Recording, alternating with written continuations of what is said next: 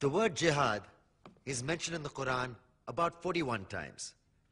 The words mercy, peace, and compassion are mentioned about 355 times. Yes, come in. Come on in, Raaz. Sit down, please. Contrary to popular belief in most Western cultures, Islam is a religion that preaches peace and tolerance. Yes, Patricia.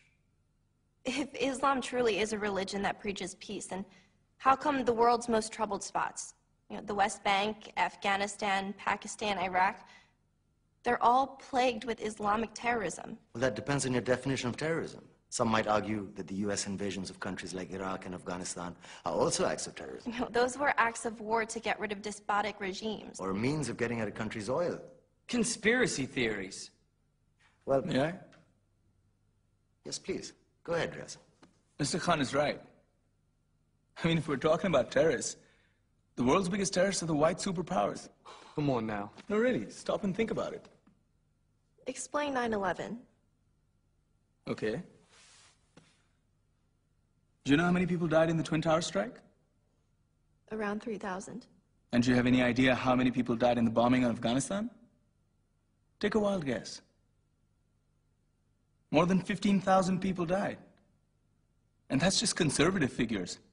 About 50,000 tons of explosives were dropped on innocent civilians. Men, women, children. Yeah, but that was because of the Taliban. Now that you brought it up, did you know that the Taliban was a creation of the CIA to fight the Russians? Whatever. They were still harboring terrorists. Yeah, right. Terrorists that were never found. Just like the weapons of mass destruction that were never found in Iraq. Do you want to get into the death toll in Iraq?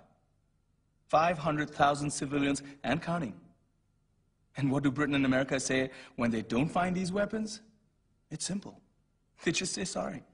And still refuse to relinquish control of these countries. What are you trying to say? What I'm trying to say is that just because you're American, wear a fancy suit, and call yourself the president, doesn't make you any less of a terrorist.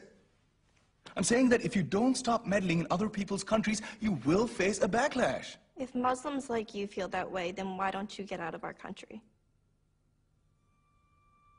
We will.